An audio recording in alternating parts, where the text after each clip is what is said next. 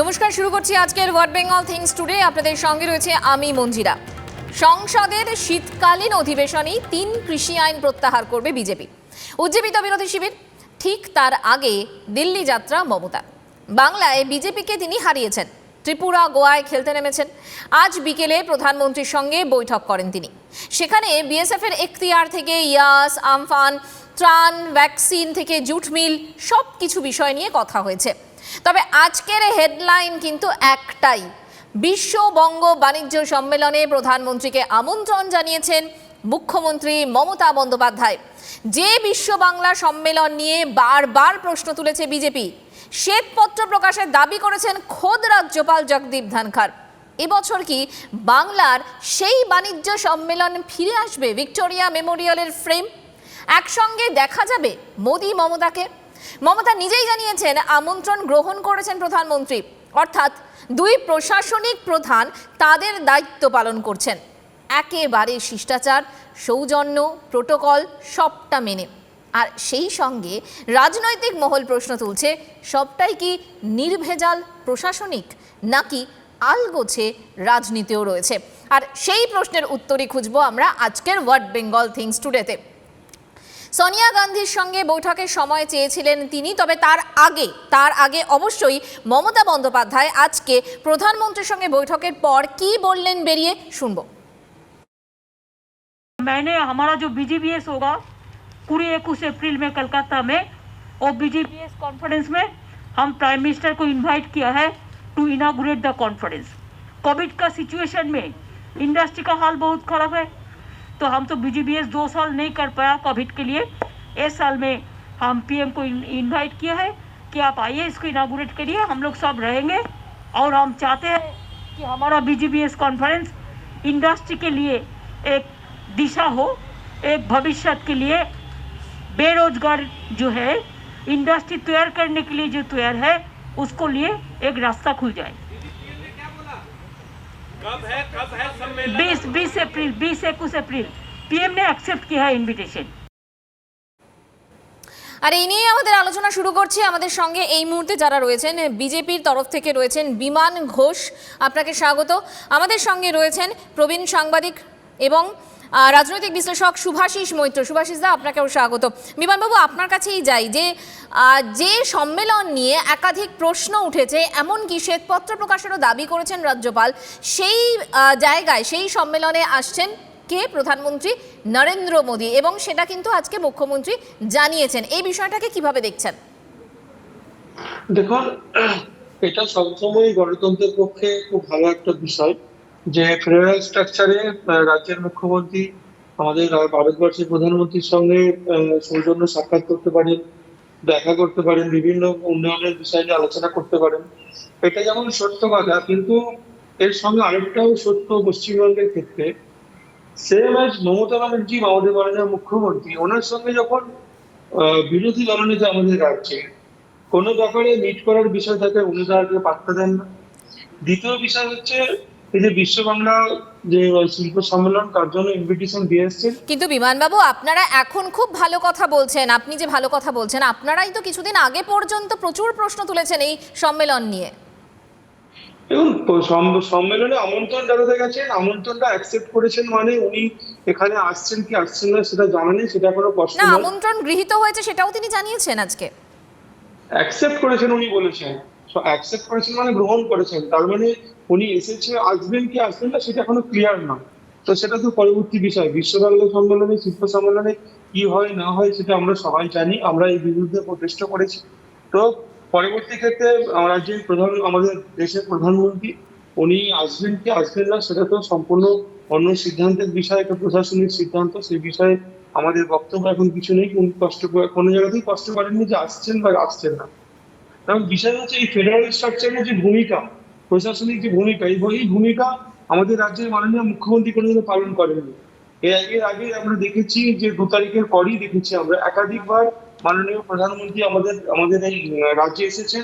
সেখানে যখন বিরোধী দলনেতা হিসাবে আমাদের রাজ্যের বিরোধী দলনেতা গেছেন, তখন মাননীয় মুখ্যমন্ত্রী সেই বৈঠক থেকে বেরিয়ে চলে এসেছেন। শিষ্টাচার তিনি তার সিস্টেম মানেননি, কোনো নিয়ম মানেননি।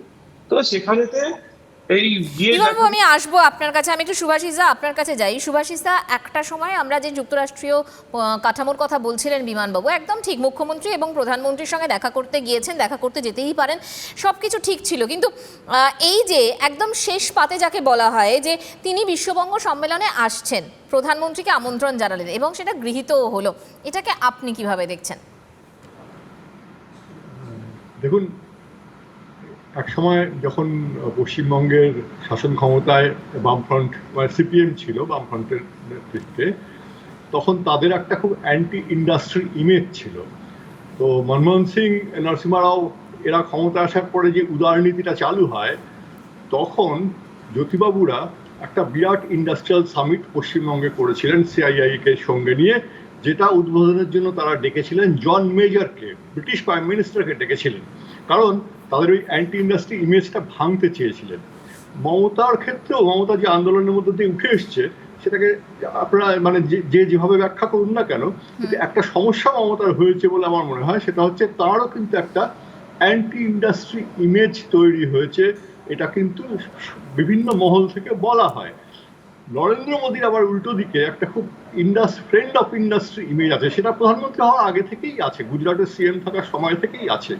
ফলে মমতা বন্দ্যোপাধ্যায় পশ্চিমবঙ্গের মুখ্যমন্ত্রী, তিনি যদি নরেন্দ্র মোদীকে দিয়ে, প্রধানমন্ত্রী তো বটেই, আমি ব্যক্তি নরেন্দ্র মোদী, তাকে দিয়ে উদ্বোধন করান, তাহলে বিজনেস সুভাষিতা, আপনি একটা যে প্রসঙ্গটা বলছেন সেটা যেরকম একটা দিক, ঠিকই, অ্যান্টি ইন্ডাস্ট্রি একটা তকমা অবশ্যই সেখানে রয়েছে মমতা বন্দ্যোপাধ্যায়ের ক্ষেত্রে, কিন্তু বক্তব্য হচ্ছে এটা যে এই মুহূর্তে দাঁড়িয়ে এই যে নরেন্দ্র মোদীর সঙ্গে মমতা বন্দ্যোপাধ্যায়ের সাক্ষাৎ এবং তিনি আমন্ত্রণ জানালেন, এইটা কি অন্য কোনো রাজনৈতিক সমীকরণের গন্ধ পাচ্ছেন আপনি? অনেকেই পাচ্ছেন। আমি বলছি যে প্রথম কথা হচ্ছে একটা বার্তা দিতে চাইছেন বিজনেস সোসাইটিকে, এবং সেটা পজিটিভ বার্তা, সেটা চাওয়াতে কোনো দোষ নেই। আমার ধারণা খুবই খুবই বুদ্ধিমত্তার সঙ্গে উনি এটা ভেবেছেন এবং ভালো ভেবেছেন, সঠিক ভেবেছেন, এটাতে একটা দিক। দ্বিতীয় যে বার্তা যেটা বলা হচ্ছে, দেখুন এগুলো তো আমাদের মানে এগুলো সবই একটা মনে হওয়ার কথা।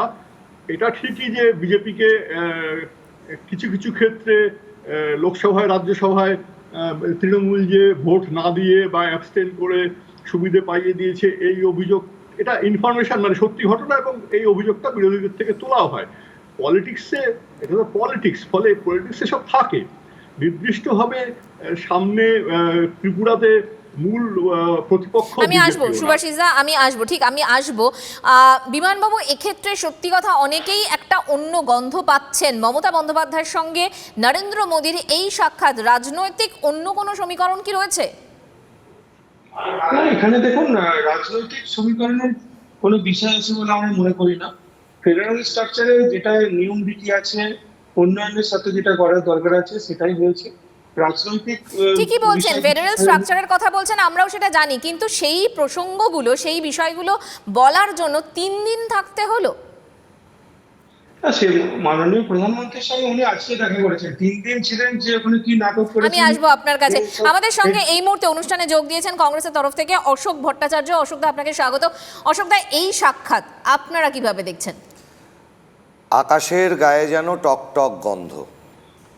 এখন প্রধানমন্ত্রীর সাথে মুখ্যমন্ত্রী সাক্ষাৎ করবেন, এর মধ্যে অন্যায় কিছু নেই, এর মধ্যে অবাক হওয়ার কিছু নেই, কিন্তু খুব তাৎপর্যপূর্ণভাবে আপ ক্রোনোলজি কো সমঝিয়ে। কি ক্রোনোলজি? আপনি দেখুন, মমতা বন্দ্যোপাধ্যায়ের সাথে সাক্ষাৎ করলেন সুব্রমণিয়াম স্বামী। কে স্বামী? ভারতবর্ষের আরএসএসের যে 5 জন বিচারধারার মানে প্রচারক রয়েছেন, তার মধ্যে একজনের নাম সুব্রমণিয়াম স্বামী। সে আরএসএসের প্রচারধারার বিচারক সুব্রমণিয়াম স্বামী মমতা বন্দ্যোপাধ্যায়ের সাথে সাক্ষাৎ করলেন।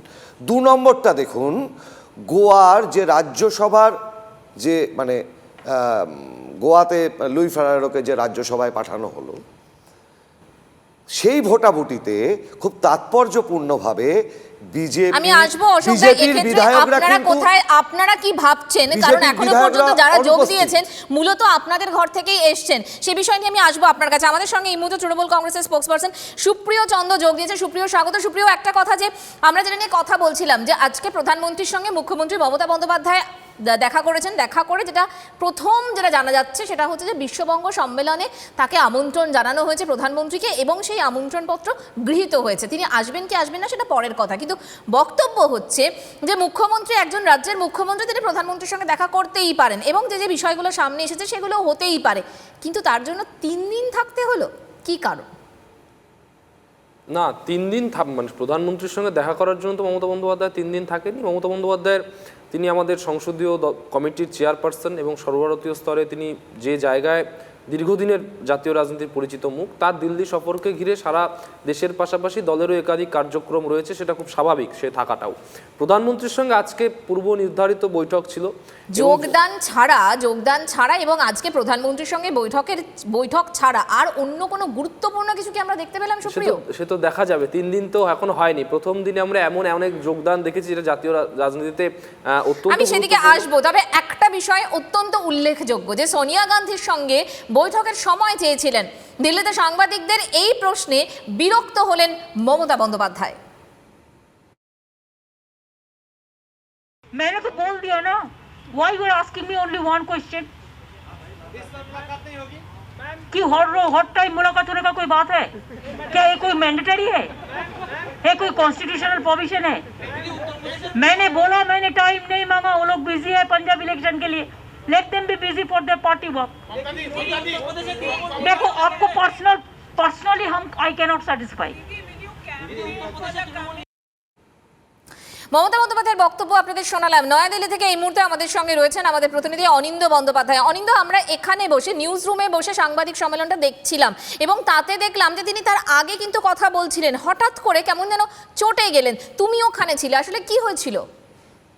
দেখো, এই প্রশ্নের উত্তর প্রথমে একবার দিয়েছিলেন, কিন্তু মানুষ স্যাটিসফাইড হয়নি ওই উত্তরে, আরেকবার জিজ্ঞেস করেছিলেন। 2-3 বার যখন এই প্রশ্নটা এলো এবং আলাদা আলাদা ভাবে এলো, তখনই উনি উত্তক্ত হয়ে গেলেন। এখন প্রশ্ন হচ্ছে, সত্যি উনি টাইম চেয়েছিলেন কি চান? ওনার দাবি যে উনি টাইম চাননি, কিন্তু ওনার আসার আগে নবান্ন থেকেই কিন্তু একটা খবর বেরিয়েছিল এবং সেই খবরটা শুধু আমাদের নিউজ অর্গানাইজেশনের, সমস্ত নিউজ অর্গানাইজেশন দিয়েছিল, যে সেটা বলা হয়েছিল যে প্রথম দিন রাত্রি 8টার সময় কেজরিওয়ালের সঙ্গে দেখা হবে, হয়নি। দ্বিতীয় দিন দেখা হবে সোনিয়া গান্ধীর সাথে, দেখা হয়নি। এখন তার দাবি যে উনি সময় চাননি, আর নবান্ন থেকে একটা একটা খবর দেওয়া হলো যে সময় যে উনি দেখা করবেন, তাহলে একটা কন্ট্রাডিকশন আসছে। 1, 2, এটা দেখা করাটা খুব অদ্ভুত হতো, কেননা যেদিন দেখা হতো, সেই সাক্ষাৎ যেদিন হতো, সেই দিনই কিন্তু কংগ্রেসের 2জন নেতাকে তৃণমূল ছিনিয়ে নিয়েছিল। আর সব থেকে ইম্পর্টেন্ট, আমি তো আবার 10 সেকেন্ড নেব, এই মিটিং হওয়া, যে পারপাটেড মিটিং শেষে যে পারপাটেড মিটিং এর কথা ছিল, তার আগেই কিন্তু আমরা দেখেছি রাহুল গান্ধীকে বিঁধেছিল তৃণমূল কংগ্রেস অফিসিয়াল হ্যান্ডেল থেকে। তো স্বভাবতই পরিপ্রেক্ষিতটা অত্যন্ত তাৎপর্যপূর্ণ।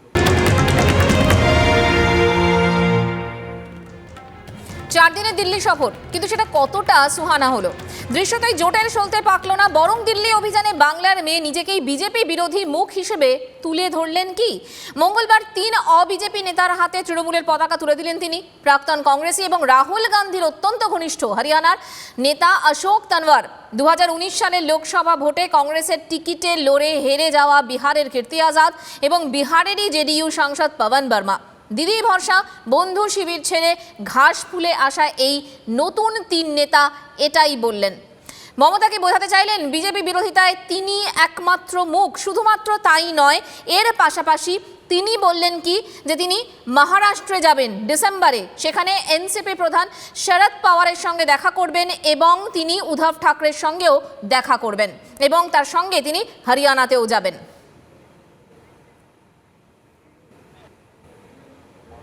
फिर हम मुंबई जाएंगे, तो मुंबई में हमारा फर्स्ट को प्रोग्राम है, जो YPO है हमको इनवाइट किया है, वो इंडस्ट्री मीट होता है, तो हम जाएंगे। तो उद्धव को भी हम मीट करेंगे उसको देखने के लिए। उसको तबीयत अभी ठीक है, लेकिन मैं उसको देखने जाएंगे। और शरद जी सीनियर लीडर है, शरद जी का पास भी हम मिलने जाएंगे। और YPO को प्रोग्राम का नाम पे जब हम जा रहा है तो ये दोनों प्रोग्राम भी हम इंक्लूड किया है। আসলে আমরা কি দেখলাম, দিল্লি এসে বিজেপি বিরোধী সমন্বয় না করে কংগ্রেসের শিবির থেকে এই যোগদানে ক্ষোভ তৈরি হয়েছে কংগ্রেসে। যারা তৃণমূলে যোগ দিলেন তারা কেউই সেই অর্থে রাজনৈতিক হেভিওয়েট নেতা নন। রাজনৈতিক সূত্রের বক্তব্য যে এরপরে অদূর ভবিষ্যতে তৃণমূলের হাত ধরে মোদী বিরোধিতা করার রাস্তা প্রায় বন্ধ হয়ে গেল।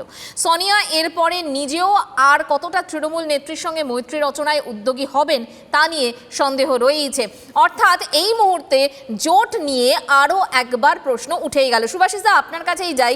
সুভাষিসদা, প্রথম থেকেই যেটা বলা হচ্ছিল যে জোটের সলতে পাকাতে মমতা বন্দ্যোপাধ্যায় দিল্লি যাচ্ছেন, কিন্তু কার্যত যে ঘটনাগুলো আমরা দেখলাম সেই ঘটনাক্রমের প্রেক্ষিতে সত্যি কি আদৌ কিছু হলো? আদপে কোনো কাজ কি হলো জোটের? মঞ্জিরা, আরেকবার প্রশ্নটা করবেন? সুভাষিসদা, আমরা গত কয়েকদিনে মমতা বন্দ্যোপাধ্যায়ের এবারের দিল্লি সফরে প্রথমে বলেছিলেন যে জোটের সলতে পাকাতে যাচ্ছেন, কিন্তু যে ঘটনাক্রম দেখলাম তার প্রেক্ষিতে সত্যি কি সে কথা আমরা বলতে পারি? কি হলো আদপে জোটের ক্ষেত্রে অন্তত? না, খুবই সঠিক অবজারভেশন। কারণ আমার নিজের মনে হয়েছে যে উনি কেন্দ্রের সঙ্গে বিরোধটা কমাতে চাইছেন। সেটা একটা কারণ হওয়ার সম্ভাবনা আছে যে রাজ্য একটা আর্থিক সংকটের মধ্যে আছে, এবং যে সমস্ত প্রকল্প ঘোষণা করেছিল মমতা বন্দ্যোপাধ্যায় ইলেকশনের সময়, লক্ষ্মীর ভাণ্ডার, স্বাস্থ্যসাথী, এগুলোতে যে বিপুল পরিমাণ অর্থ ব্যয় হচ্ছে। আমরা শুনতে পাচ্ছি স্বাস্থ্যসাথীতে দৈনিক পে আউট 8,000 crore হয়ে গেছে। তো এই টাকাটা আসবে কোথায়? উনি আজকে যে কথা বলছিলেন এর মধ্যে অনেকগুলো উনি টাকার প্রসঙ্গ তুলেছিলেন। তো আমার মনে হয় এটা একটা অন্যতম কারণ যে কেন্দ্রের সঙ্গে এই যুদ্ধংদেহী মানে রাজনীতি হয়ে গেছে, ভোটে জেতা হয়ে গেছে। এই যুদ্ধটাকে একটু কমাতে পারলে যদি কিছু সরকারের সহায়তা পাওয়া যায়, সেইটা আমার ধারণা একটা ব্যাপার ছিল। এর বাইরে যে কয়েকজন যোগদান করেছেন সেগুলো যে খুব গুরুত্বপূর্ণ কিছু আমার মনে হয় না। তবে সুব্রমণিয়াম স্বামীর সাথে বিজেপি এখন দূরত্ব বাড়ছে নানা কারণে। উনি তো ভেবেছিলেন উনি অর্থমন্ত্রী হবেন, উনি তো কোনো পদ পাননি।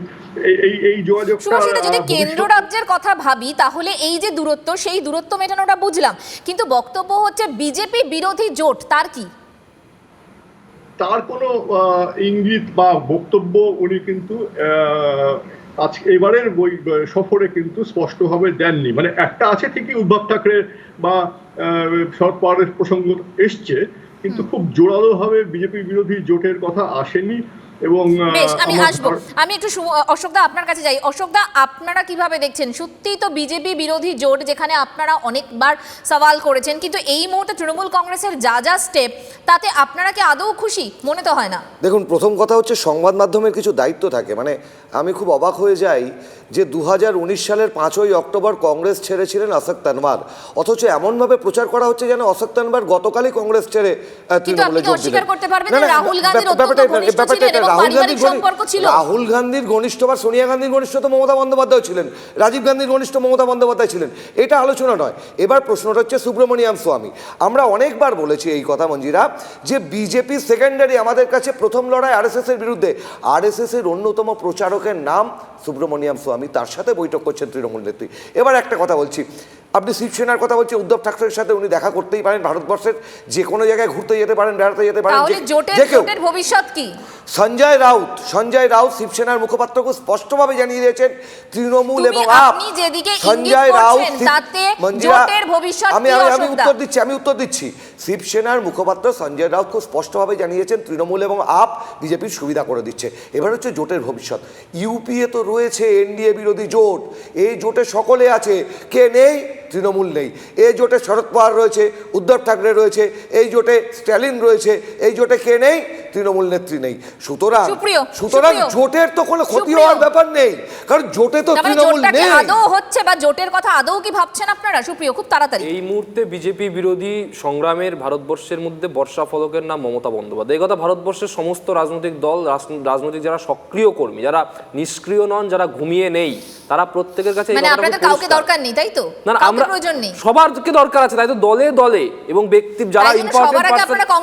কংগ্রেসকে টার্গেট করেছেন। আমরা বলছি যারা সক্রিয়, যারা ঘুমিয়ে নেই, তাদের কাছে ছবিটা পরিষ্কার যে এই মুহূর্তে বিজেপির বিরুদ্ধে লড়তে হলে মমতা ব্যানার্জিকে ভারতবর্ষের বুকে দরকার। বিমানবাবু, খুব সংক্ষেপে, আমি বিরতির পর আসবো আবার। বিমানবাবু, খুব সংক্ষেপে, আপনাদের দিকেও আঙুল তুলছেন, রাজনৈতিক মহলের একাংশ আপনাদের দিকে আঙুল তুলছে। দেখুন 19 লোকসভা নির্বাচনের সময় আপনারা দেখেছেন এই জোট ভোট নিয়ে ব্রিগেড ময়দানে কি নাটক হয়েছিল। তার ফলাফল 2019 রাজ্যসভা নির্বাচনের ভোটাভুটিতে বিজেপি বিধায়করা অনুপস্থিত কেন থাকলো? বিজেপি বিধায়ক যদি বলেন, আমি আসবো একটা ছোট্ট মাননীয় বিরতি নিতে বিজেপি হবে, আমি বিধায়ক আসবো। যদি অশোকদা আমি আসছি। মমতা বন্দ্যোপাধ্যায়ের দিল্লি সফর নিয়ে আমরা কথা বলছি। যে সফর শুরুটা হয়েছিল বেশ চমক দিয়ে, ত্রিপুরার পুরো ভোটের মুখে ধুন্ধুমার, আর তাই নিয়ে সরাসরি সার দুয়ারে ধর্নায় বসে পড়েন জনা 15 সাংসদ। দিল্লিতে পা রেখেই একরকম শোরগোল তুলতে চেয়েছিলেন তৃণমূল নেত্রী, তবে প্রথম ধাক্কা সামলে দিলেন বিজেপির চাণক্য, কেড়ে নিলেন পালের হাওয়া। বিরোধিতার ঝাঁজ খানিকটা হলেও কমেছে সার কৌশলী।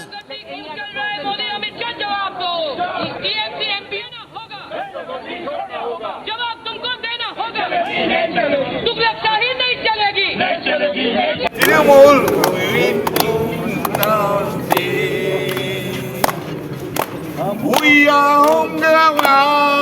हम होंगे कामयाब, हम होंगे कामयाब एक दिन।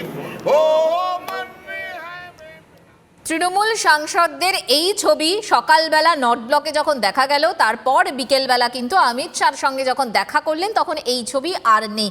সুপ্রিয়, আপনার কাছে আমার প্রশ্ন, যে এই যে এরকমভাবে নর্থ ব্লকের সামনে এরকমভাবে সাংসদরা বসে হাততালি দিচ্ছেন, ধর্ণা দিচ্ছেন, এটা কতটা শোভন? আদৌ কি শোভন? না, প্রতিবাদের রাস্তা শোভন অশোভনের জায়গা নেই। এটা অশোভন কেন হবে? ভারতবর্ষের যে কোনো জায়গায় যে কেউ শান্তিপূর্ণভাবে বিক্ষোভ দেখাতে পারে। ইস্যু ছিল যে ত্রিপুরার যে বর্বর সন্ত্রাস চলেছে, বিপ্লব দেবের প্রশাসন যেখানে সম্পূর্ণভাবে ফেল করেছে, তার এগেনস্টে সর্বভারতীয় স্তরে যেহেতু স্বরাষ্ট্রমন্ত্রীর নাম এখনও পর্যন্ত ভারতবর্ষের বুকে অমিত শাহ, এবং তার অফিস যেহেতু নর্থ ব্লকে, তাই তার সামনে সাংসদরা চলতি অধিবেশনের আগে, শুরু হওয়ার আগে সেখানে উপস্থিত ছিলেন অধিবেশনে উপস্থিত হওয়ার জন্য।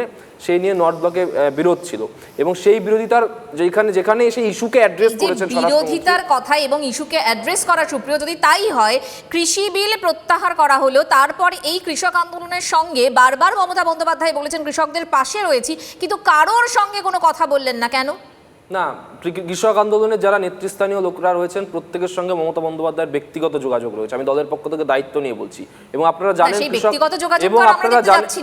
এবং আপনারা জানেন কৃষক আন্দোলনের অন্যতম মুখ রাকেশ টিকায়েত, তিনি নিজে নবান্নে এসে মুখ্যমন্ত্রীর সঙ্গে দেখা করে গিয়েছিলেন।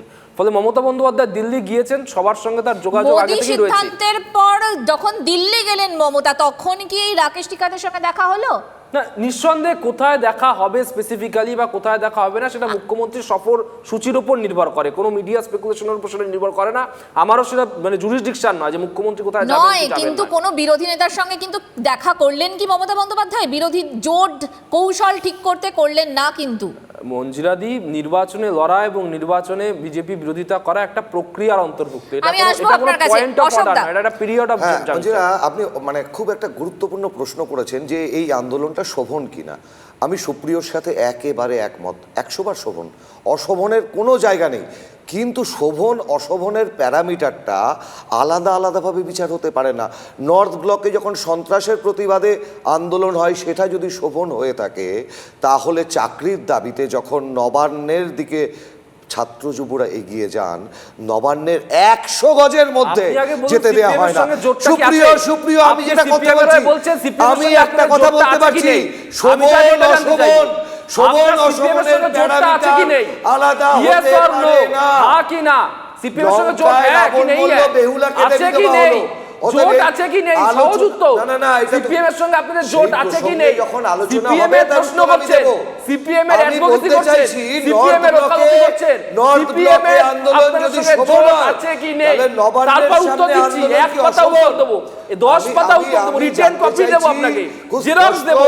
আগে স্পেসিফিক প্রিয় এবং অশোকদা, একটা প্রশ্ন আমার দুজনের দিকে, সেটা হচ্ছে আপনারা লড়ছেন যারা একসঙ্গে নাকি বিজেপি বিরোধী জোট তৈরি করবেন, তারাই লড়ছেন। নর্থ ব্লকে যদি শোভন হয়, আপনাদের সঙ্গে সিপিএম এর জোট কি আছে কি নেই? ভাইজান কি এখনো জোট সঙ্গী কি জোট সঙ্গী নয়? জানতে চাইছি, নবান্নের সামনে অশোভন হলে নর্থ ব্লকের সামনে শোভন হয় কি করে? আমি আসবো আপনারা দেখছেন এটাকে, কিন্তু মিছিল করে এসেছেন, তো আটকানো হয়েছে। সুপ্রিয় আসবো, অশোকদা আসছি, বিমানবাবু ব্যাপার বলছেন, ঠিক সেরকম ভাবে আজকে সর্বভারতীয় সহসভাপতি আমাদের মাননীয় দিলীপ রায়ের নেতৃত্বে একটা মিছিল অর্গানাইজ হয়েছিল সোনামুখীতে, সেখানে বিধায়ক সহ 18 জন আমাদের নেতা কর্মী সহ টোটাল 100 জনকে অ্যারেস্ট করা হয়েছে। গত পরশু দিনে বিরোধী দলনেতার গাড়ির উপরে অ্যাটাক হয়েছে। আজকে সেখানে একটা মাননীয় বিজেপি বিধায়ক বিমানবাবু, সবিনয়ে একটা প্রশ্ন করতে চাই, রাজ্যসভার ভোটে বাংলার বিজেপি বিধায়করা অনুপস্থিত ছিলেন কেন আজ? যে কোনো একটা স্ট্যান্ডকে ক্লিয়ার করুন। দিল্লি আন্দোলন আর বাংলায় আমরা কি করছেন? আমি বলতে চাইছি মাননীয় বিজেপি বিধায়ক, রাজ্যসভার ভোটাভুটিতে আপনারা অনুপস্থিত ছিলেন কেন আজ? যতদিন আমাদের সরকার ওখানে আছে একজনেকেও মার্ডার হয়েছে। আপনাদেরকে বলে কোনো সংগঠন নেই, বহিরাগত হিসাবে যাচ্ছেন ওখানে, গিয়ে ওখানে সাধারণ মানুষকে ব্যতিব্যস্ত করে দিচ্ছেন। আর আপনারা ত্রিপুরা থানায় ভেতরে যারা মারছে তাদেরকে সাধারণ মানুষকে প্রাইজ দিতে গেছিল থানায়। আপনি গেছেন ত্রিপুরা নিজে না? টিভি কতদিন দেখেন না? নেই যদিও ত্রিপুরা নিয়ে আমরা টিভি পরে দেখেন কথা না বলবো। কতদিন? সর্বভারতীয় ক্ষেত্রে সফল হওয়া যায় না। আরে অনারেবল এমএলএ সাহেব, আপনার বাড়িতে টিভি রয়েছে, খবরের কাগজ আসে নাকি এমনি মন করা যে স্ক্রিপ্ট পড়েছেন স্ক্রিপ্ট করে দিচ্ছে? ত্রিপুরা নিয়ে আমরা পরে আলোচনায় আসবো সুপ্রিয় এবং বিমানবাবু, আমরা ত্রিপুরা নিয়ে পরে আলোচনায় আসবো। ত্রিপুরা নিয়ে এই মুহূর্তে আলোচনা করছি না। আপনার মাধ্যমে মাননীয় বিজেপি বিধায়ককে একটা ছোট্ট প্রশ্ন করতে চাই। রাজ্যসভার ভোটাভুটিতে আপনিও তো একজন বিজেপির বিধায়ক, আপনারা কেন অনুপস্থিত থাকলেন? আকাশের গায়ে নাকি টকটক গন্ধ। রাজ্যসভার ভোটাভুটিতে আগে তৃণমূলকে কোশ্চেন করুন। আরে আপনারা অনুপস্থিত ছিলেন তো, তৃণমূলকে কেন করবেন? তৃণমূলের বিরুদ্ধে যেটা বলার আমি বলবো। আসবো আমি একটু সুভাষিস এর কাছে যাই। সুভাষিস দা, যে আলোচনা চলছে এতে আপনি কিভাবে দেখছেন বিষয়টিকে? দেখুন, অনেকগুলো ঘটনা পরপর ঘটেছে, সেগুলো ত্রিপুরাতে তৃণমূল কংগ্রেস বিজেপির সঙ্গেই তার মূল লড়াই, এবং লড়াইটা খুব বিচ্ছিন্নভাবে হচ্ছে সেটা আমরা দেখতেও পাচ্ছি। তারপরে যেটা স্বরাষ্ট্রমন্ত্রীর দরজায় যে ওরা ধর্ণা দিলেন, আমি মনে করি আন্দোলন হতেই পারে, এবং স্বরাষ্ট্রমন্ত্রী যে দেখা করেছেন, দেখা করার পরে আর এই প্রশ্নটা ওঠে না শোভন না অশোভন, কারণ তিনি স্বীকার করেছেন। স্ট্রোক বলে মনে হয় নাকি? আপনি কি বলেন?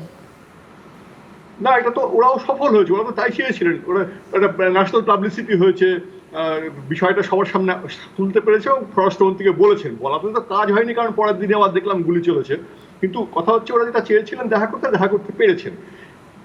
ফলে এগুলো তো বিজেপির আনন্দিত হওয়ার ঘটনা নয়। এগুলোকে দেখে মুখ্যমন্ত্রীর দিল্লি যাওয়াটার সাথে একটা ঘটনা একদম ঠিক, যে এই সফরে এই বিরোধী ঐক্যের বিষয়টা তেমন গুরুত্ব পায়নি। কিন্তু এই সফরটা বিরোধী ঐক্য গড়তে যাচ্ছেন এরকম অফিসিয়াল স্টেটমেন্টও ছিল না কিন্তু কোথাও। যে দুটো জিনিস আমরা দেখতে পাচ্ছি, আমার নিজের একটু মত হলো যে উনি রাজ্যের টাকা পয়সা, রাজ্যের ইন্ডাস্ট্রি বিষয়ে একটা এর পাশে সুভাষিস দা, এর আগেও আমি আপনাকে জিজ্ঞাসা করতে চাইছিলাম, সেটা আর করা হলো না। সেটা হচ্ছে ঠিকই, একদম ঠিক, আর্থিক দাবি দেওয়া, তার পাশাপাশি কি খানিকটা ঘর গোছানো, অর্থাৎ বিরোধী মুখ হিসেবে নিজে একাই থাকা, এই জায়গাটাকে আরেকটু জোরালো করা? না দেখুন, একটা জিনিস হতেই পারে যে প্রধান, এটা কিন্তু হতেই পারে জাতীয় কথা, এর কোনো বাস্তব ভিত্তি নেই। যে ইডি সিবিআই নিয়ে যে তৃণমূলের সঙ্গে যে ব্যাপারটা দীর্ঘদিন ধরে চলছে, সেটা নিয়ে উনি কথা বলতে পারেন। মানে কথা বলা, যে কোনো মুখ্যমন্ত্রী এই সুযোগে প্রধানমন্ত্রীর সঙ্গে এই নিয়ে যে কথা বলবেন, মানে বলাটাই স্বাভাবিক বলে আমার মনে হয়। যে কথা অধীর চৌধুরীও বলছেন আমার ধারণা নিশ্চয়ই বলেছেন, বলা উচিত তো। কিন্তু এটা আবার বলছি, এটা ইনফরমেশন না, এটা কমন সেন্সের কথা। কিন্তু যেটা ইনফরমেশন, যেটুকু উনি পরিষ্কার বলছেন যে ওনার সঙ্গে কংগ্রেসের সাথে কোনো দেখা করার কথা ছিল না, ফলে এটাকে আমাদের ফেস ভ্যালুতে না নেওয়া ছাড়া কোনো উপায়ও নেই। ঘটনা এটা যে আগের দিল্লি সফরগুলোতে যত বেশি বিরোধী ঐক্যের কথা ছিল, এই সফরটা একেবারেই সেই বিষয়টা নেই। এই কেন নেই এইটা খুঁজে বের করাটা সাংবাদিকদের দায়িত্ব, বিশেষ করে যারা ওখানে মানে তার মধ্যে আমিও পড়ি। কিন্তু আমার কাছে এই মুহূর্তে এই সংক্রান্ত ইনফরমেশন নেই, আমার স্বীকার করতে কোনো অস্বস্তি নেই। কিন্তু এই পার্টটা কিন্তু আমাদের এখনো অজানা, যে কেন উনি, আমরা কনজেকচার করতে পারি, আমরা ধারণা করতে পারি, কিন্তু আমাদের কাছে হার্ড ইনফরমেশন কিন্তু নেই। সবসময় থাকে না, হয়তো কাল পাওয়া যাবে। তবে এটা ঠিক যে বিরোধী ঐক্য থেকে এই সফর একটা দূরত্ব মেনটেন করে গেছে। সুপ্রিয়, এটা নিয়ে কোনো সন্দেহ বিরোধী নেই। ঐক্য থেকে একটা দূরত্ব এই সফরে থেকেই গেল। দিল্লি শহর অনেক বড়, কথাটা খুব সহজ এবং সংক্ষেপিত। চা কফি খাওয়ার জন্য কারোর সঙ্গে শুধুমাত্র দেখা করার পক্ষপাতী অন্তত তৃণমূল চা কংগ্রেস কফি নয়। এর আগে যতবার তৃণমূল- গিয়েছেন মমতা বন্দ্যোপাধ্যায় ততবার আমরা দেখেছি সবার আগে অরবিন্দ কেজরিওয়াল দেখা করতে এসেছেন। তিনি তো পাঞ্জাবে রয়েছেন এখন। না, আমি অত্যন্ত শ্রদ্ধা সম্ভ্রমের সঙ্গে জানাচ্ছি, যতবার মুখ্যমন্ত্রী দিল্লি গিয়েছেন প্রতিবার কোনো একজন বিশেষ ব্যক্তি বা কোনো একজন ব্যক্তি তার সঙ্গে বারবার করে দেখা করেছেন, এমনটা নয়। এক একবার গেলে এক একটা শিডিউল থাকে, এক একটা সময় এক এক রকম প্রোগ্রাম থাকে। কিন্তু কংগ্রেসের সঙ্গে শুধুমাত্র দেখা করতে হবে, এটা দিল্লিতে ঢোকার একমাত্র পাসপোর্ট বা ভিসা নয়। ব্যাপারটা হচ্ছে কংগ্রেসের সাথে দেখা করা না, কংগ্রেস দেখা করতে চাই না, আমি ওই জায়গায় আসতে চাইছি না। আমি যেটা বলতে চাইছি, এটা বেস্ট প্লেস। আরে এটা কি ভিত্তিতে বলছেন? দেয়ার ইজ নো বাবা, হার্ড আমি তো ইনফরমেশন। কিছু বলছিই না না, আপনি ভাসিয়ে আমি দিচ্ছেন তো একটা কিছু কথা। বলছি না। কংগ্রেস ডুবে যাচ্ছে, আরে আপনি কথা আমি ভাসাচ্ছেন। কেন ভাসাবো? কংগ্রেসটা ডুবে যাচ্ছে, আপনি আমি কথা কেন ভাসাচ্ছেন। আমি সুপ্রিয়কে একটা কথা শুধু মনে করাতে চাই। অশোক, এক সেকেন্ড আমি একটা কথা মনে করাতে চাই। কংগ্রেস ডুবে যাচ্ছে আপনি বলছেন বটে, কিন্তু আপনারা যাকে সব থেকে বেশি মানেন সেই ভোট কুশলী, তিনিও মনে করিয়ে দিয়েছেন যে এই জোট করতে গেলে কংগ্রেসকে ছাড়া হবে না। সেটা কংগ্রেসকে বোঝাবে কে? দেবানো জানন্তি কুত মনুষ্য। আচ্ছা আমি যে অন্য কথা ঘুমিয়ে বলছি। যে জেগে ঘুমোয় শুনুন, তাকে প্রশ্ন জাগানো তো- সম্ভব নয়। প্রশ্ন জোট বা ইত্যাদি বিরোধী জোট টোট কিচ্ছু নয়। দিল্লি যান, হরিয়ানায় যান, পাঞ্জাবি যান, মহারাষ্ট্রে যান, উত্তরপ্রদেশ যান, কংগ্রেস আছে, কংগ্রেস যেখানে জমিদারি মেজাজে। আরে ভাই বলতে দাও ভাই, যেখানে দাঁড়িয়ে তৃণমূল বক্তব্য রাখবে মাইক্রোফোন নিয়ে, যেখানে দাঁড়িয়ে বক্তব্য রাখুক, চোঙের মুখটা কিন্তু পশ্চিমবঙ্গের দিকেই থাকবে, আর অন্য না কোথাও। যদি হয় অশোক দা, তাহলে আপনার কাছে আমার প্রশ্ন যে কংগ্রেস হাইকমান্ড কি করে? তাহলে এতদিন ধরে নিষ্ক্রিয় হয়ে থাকে কেন?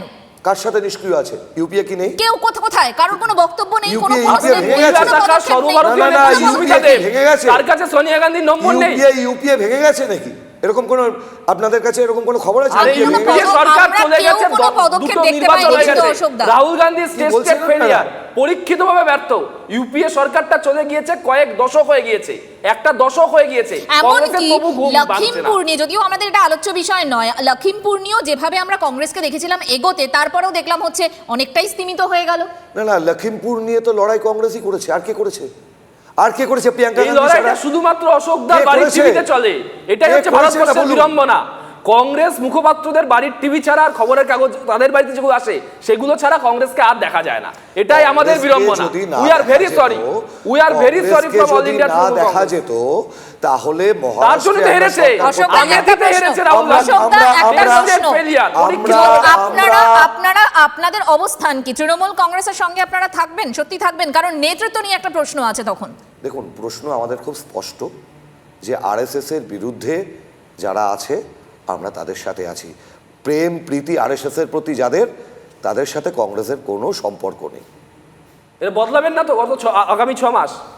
না আমি আমার কি শুধু বললাম? ছোট্ট প্রশ্ন, আগামী 6 মাস এটাই আমি থাকবে বললাম তো? কেন, তার মানে কি প্রদেশ কংগ্রেস এটা তার বিড়ম্বনা। মানে কি, তার মানে প্রদেশ কি কংগ্রেস যা বলে হাইকমান্ড উল্টো দিকে তার বলে। মানে কি 70 সাল থেকে তৃণমূলের তাই সাথে বলে। আরএসএস এর সখ্যতা আছে? আমি তো জাস্ট জানতে চাইলাম। না আমি তো বললাম আরএসএস এর সাথে যাদের সম্পর্ক আছে কংগ্রেসের সাথে তাদের কোনো সম্পর্ক নেই। অভিষেক বন্দ্যোপাধ্যায়ের দলের পক্ষ থেকে দায়িত্ব নিয়ে বলছি, অন এয়ার বলছি, চা কফি খাওয়ার রাজনীতি করায় আমরা বিশ্বাসী নই, তৃণমূল কংগ্রেস বিশ্বাসী নয়। শুধুমাত্র চা কফি খাওয়ার জন্য কারোর সঙ্গে দেখা করতে আমরা রাজি নই।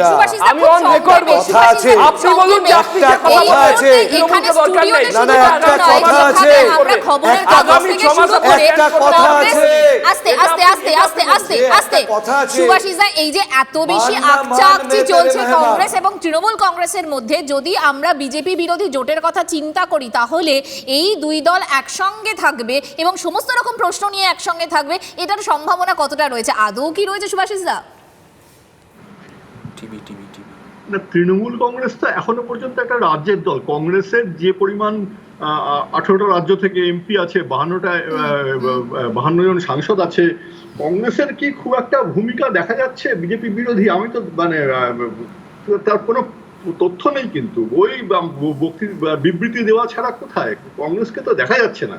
এবং রাহুল গান্ধী নিজে পদত্যাগ করে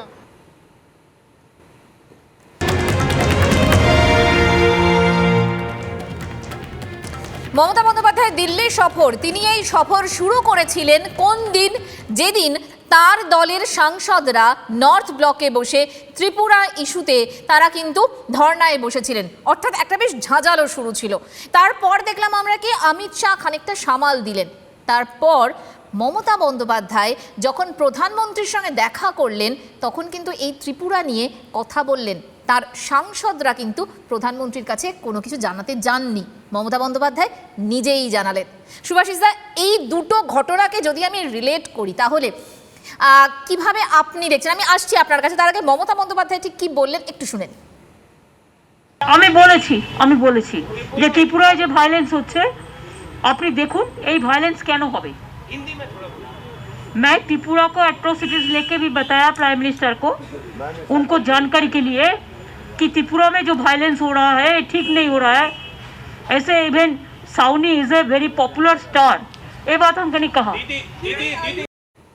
সুভাষিস দা, আপনার কাছে আমার প্রশ্ন, এই দুটো ঘটনা দুটো দিন যদি একসাথে করি কি দেখছেন আপনি? আপনি কিভাবে এটাকে ব্যাখ্যা করবেন? দেখুন, কালকে সৌগত বাবুরা বেরিয়ে এসে বলেছিলেন অমিত শাহ তাদের কথা দিয়েছেন there will be no violence in Tripura. তারপরে কিন্তু ত্রিপুরায় ভায়োলেন্স হয়েছে এবং আগামীকাল ভোট আছে, আমরা দেখব অমিত শাহর কথা, দেশের স্বরাষ্ট্রমন্ত্রীর কথার গুরুত্ব কতটা থাকে, সেটা কিন্তু একটা ব্যাপার। এটা ঠিকই যে অমিত শাহর মুখ থেকে আমরা কিছু শুনিনি, আমরা তৃণমূল কংগ্রেসের সাংসদদের থেকে শুনেছি, কিন্তু বিজেপির পক্ষ থেকে কোনো মানে এমন কথা বলা হয়নি যে না অমিত শাহ কথা বলেননি, সেটাও বলা হয়নি। ফলে সেইটা একটা ব্যাপারে আমার ধারণা এগুলো রাজনৈতিক কথাবার্তা। নরেন্দ্র মোদীকে মমতা বলেছেন তাতে ত্রিপুরায় বিজেপির কোনো পরিবর্তন হবে না, তারা যেভাবে রাজনীতি করছেন তারা সেভাবেই করছেন।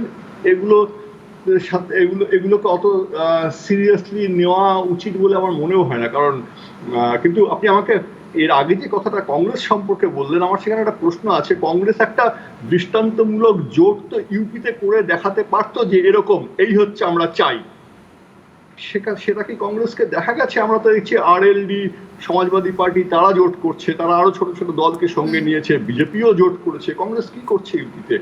ঠিকই খুব ভালো একটা স্লোগান দিয়েছেন আমাদের প্রিয়াঙ্কা, যে লড়কি হু লড় সকতি হু, দারুণ স্লোগান। কিন্তু সোফার জোট ইজ কনসার্ন, কংগ্রেস একটা মডেল করে দেখাতে পারতো, সে যে বড় দল, তার যে হাতে যে 52টা এমপি আছে, সেই ভূমিকাটা কিন্তু কংগ্রেসের নেই। আমি এটার উত্তর অশোকদার থেকে নেব, অশোকদার হাত তুলেছেন। তবে সুভাষিস দা, আমি আরেকবার, এই যে মমতা বন্দ্যোপাধ্যায় মোদির কাছে গেলেন এবং সেখানে ত্রিপুরা নিয়ে কথা বললেন এবং ত্রিপুরা নিয়ে শুরু করেছিলেন সফরটা, আমি আরো একবার ওই জায়গাটাই উস্কে দিতে চাইছিলাম যে এটা সত্যি কোনো রাজনৈতিক অন্য কোনো সমীকরণের ইঙ্গিত কি? সেটা যদি হয় হয়তো আগামী দিনে বোঝা যাবে, কিন্তু আমার মনে হয় না যে কালকে ত্রিপুরায়, আমার আশঙ্কা ত্রিপুরায় কালকে, আগরতলায় কালকে গোলমাল হবে। যদি না হয় বোঝা যাবে যে সত্যি একটা বোঝাপড়া হয়েছে, অমিত শাহর কথায় কাজ হয়েছে, নরেন্দ্র মোদীর কথায় কাজ হয়েছে, সেটা দেখার আছে। কিন্তু আমি দেখুন, প্রথম কথা হচ্ছে যে এর মধ্যে সেই অর্থে কোনো ভোট হয়নি যে জোটের প্রশ্ন আসবে, কিন্তু সংসদের ভেতরে এবং সংসদের বাইরে রাহুল গান্ধীর নেতৃত্বে বিরোধী দল সবাই বিরোধী দলের নেতা নেতৃত্বে একজোট হয়েছে। আরে ভাই সুপ্রিয়, এরপরে কিন্তু তোমাকে কিছু বলতে দেবো না তোমার কথার মাঝে, এরপরে তোমার কথার মাঝে কিছু বলতে দেবো না আমি, এইটুকু সৌজন্য বজায় রাখো। এবার যেটা বলতে চাইছি আমি, একটা গতকালের খুব তাৎপর্যপূর্ণ কথা, সুদীপ রায় বর্মন বলছেন যে বিজেপি খুব বাজে করছে, বিপ্লব দেব খুব বাজে করেছে।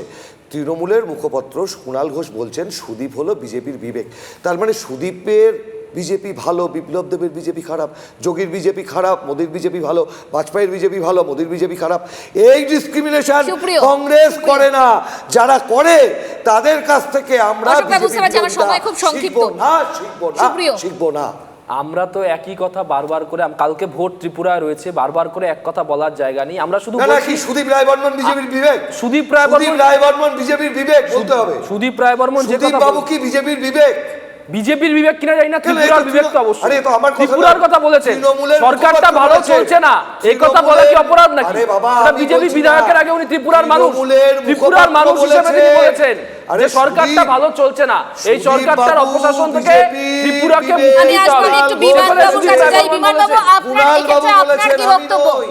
বিমানবাবু, দেখুন, দুটো কথা বলবো। প্রথম হচ্ছে ত্রিপুরাতে তৃণমূল কংগ্রেসের কোনো অস্তিত্ব নেই, বেকার নাটক করছে। দ্বিতীয় বিষয় হচ্ছে ভারতবর্ষে মাননীয় মোদীজির অস্তিত্ব নেই তো থানায় ঢুকে আক্রমণ করতে হচ্ছে কেন? অস্তিত্ব নেই তো এতগুলো নমিনেশন ফাইল করলো কোথা থেকে? আপনার বাড়ির আত্মীয়দের মোদীজি একমাত্র গোটা ভারতবর্ষের ভরসা, গোটা বিশ্বের ভরসা। তো সেখানেতে বিরোধী দলের কোনো ভূমিকা এখানে নেই। মমতা ব্যানার্জি কি রাহুল গান্ধী কি আদর্শ নেতা এসে বিমানবাবু, জোট কি তাহলে ভোট করবে সুদীপ বাবুর এটা বিজেপি বক্তব্যের justification-টা কি? এটা আমরা 19 সালে প্রমাণ করে দিয়েছি। সুদীপ রায় বর্মন 2024 কি সালে বিজেপি করেন না? বলছি সুদীপ বাবু কি আর বিজেপি করেন না, নাকি আপনারা তাড়িয়ে দিয়েছেন, কোনটা? আর অস্তিত্ব নেই তো তৃণমূল কংগ্রেসকে আপনি মারতে হচ্ছে সুদীপ কেন ঘরে বাবুর ঘরে? কথা না ভেবে কংগ্রেস থেকে কিভাবে তৃণমূল কংগ্রেসে সব ট্রান্সলেট হচ্ছে আরে আপনারা কি সুদীপ রায় বর্মনকে দলে রেখেছেন না তাড়িয়ে দিয়েছেন? দলের দিকে মন দিন। আমি আপনার specific দলটা প্রশ্ন ভেঙে ভেঙে করছি, তৃণমূল দাদা। কংগ্রেস হয়ে যাচ্ছে। আমার সময় ওই একেবারে কংগ্রেস সংক্ষিপ্ত, ড্রাইভার বলে একেবারে থাকবে না। শেষ, আমার সময় একেবারে শেষ। তবে একটা কথা বলতেই হয় যে যখন আমরা ভোটের আগে দেখেছি যে বারবার নরেন্দ্র মোদী এ রাজ্যে এসেছেন, তখন সব থেকে বেশি অপছন্দ কে করেছেন? মমতা বন্দ্যোপাধ্যায়। এমনকি আমরা দেখেছি অমিত শাহকে নামতে পর্যন্ত দেননি, কিন্তু সেই মমতা বন্দ্যোপাধ্যায়ের আমন্ত্রণে এবার আসছেন নরেন্দ্র মোদী। তাহলে বলতেই হয় যে এই দিল্লি সফর মমতা বন্দ্যোপাধ্যায়ের রাজনৈতিক দিক থেকে টার্নিং পয়েন্ট। সময় বলবে। আজকের মতো ওয়ার্ড বেঙ্গল থিংস টুডে এখানেই শেষ করলাম। আপনাদের সকলকে ধন্যবাদ আমাদের সঙ্গে থাকার জন্য। আপনারা কেউ কোথাও যাবেন না, কারণ প্রতি মুহূর্তের আপডেটের জন্য অবশ্যই নজর রাখুন টিভি 9 বাংলায়। টিভি 9 বাংলায় প্রথম থেকেই প্রথমেই।